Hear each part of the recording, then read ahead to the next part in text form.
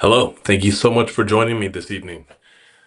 Tonight, we're going to be discussing a topic that is how you handle yourself when you have to execute a strategy that you disagree with. This article that I read today comes from the Harvard Business Review, and I found it fascinating.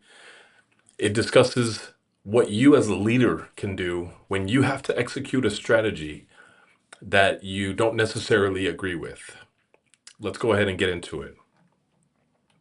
So, the situation is that the CEO comes to you and says, we are going to have our leaders re interview for their positions because we're going to be doing some reorganization.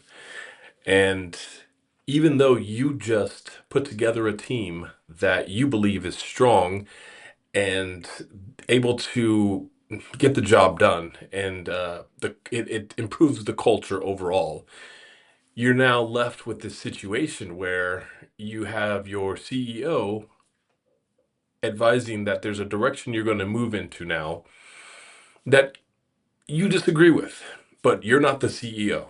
So this is going to test your leadership capabilities. Can you only lead when you're the leader, when you're following your own vision, or can you lead from a place of opportunity like this one that your CEO has presented? So, what do you do when you're in that situation? I'm going to go through it right now. Step one is you need to ground yourself. This is probably the most important piece. It's the difference between a reaction and a It's the difference between a reaction and a response. You always want to be on the response side of things.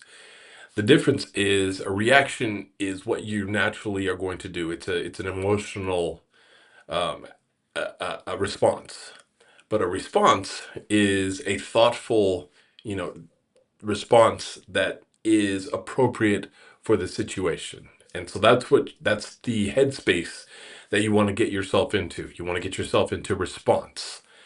And in order to do that, you need to ground yourself. You need to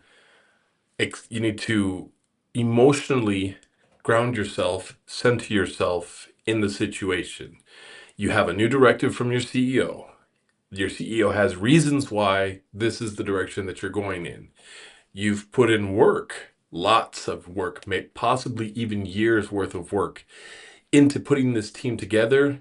And now there's a possibility that you're going to be blowing up that work. So it would be understandable if your initial reaction were to be, um, you know, heightened, intense, loud. But you want to give it a minute, give your body a moment to sit with it. So that's step one. Emotionally ground yourself. And it's the most important. Step two, here's where your leadership comes into play. Here's why you make the big bucks right here. So, step one was putting yourself in a position where you can get to step two. And here's what it is: you're going to implement the plan that the CEO delivered, but you're going to do it in a way that is the most humane for you. So part of what needs to happen is that your leadership team that just got hired on is going to need to re-interview for the positions that are available. And there are less positions than you have people. So that means people are going to be let go. So what you can do here is you can maximize your impact. If there is someone that I mean, you've hired all of these people. If there's someone that you want to keep, maybe you're going to do you're going to do the footwork to see if there's another position available that you can get that person in.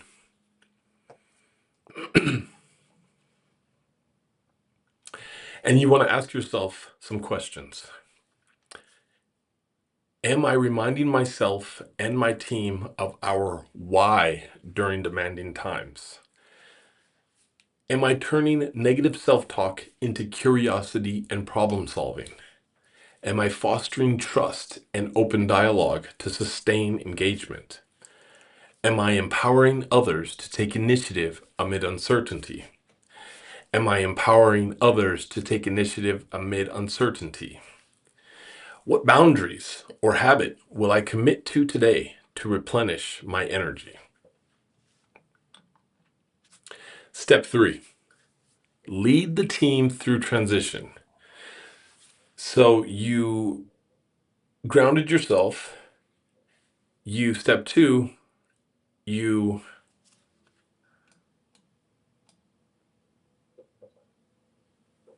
prioritize where you can make an impact. And now step 3 is going to be putting those into action, which just means do the interviews, try to place your people, do as much as you can for the people that you have. If that means that you're going to provide them education assistance, if you're going to move people around to where they're going to fit the best, then you want to do all of those things. And step 4 is the bigger picture. We all have to go through transitional periods. We all go through things in our life that are, emotionally, cause us emotional upheaval. That does not mean that we need to give up our character. We may not agree with the direction that is coming from above, but we can still steward that direction as best as we can for our position. And so what does that mean? That means preserving trust. And trust is earned through transparency.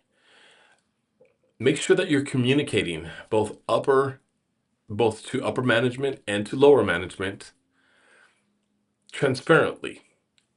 Give the information that you have, admit to the information that you don't have, and be open to receive feedback.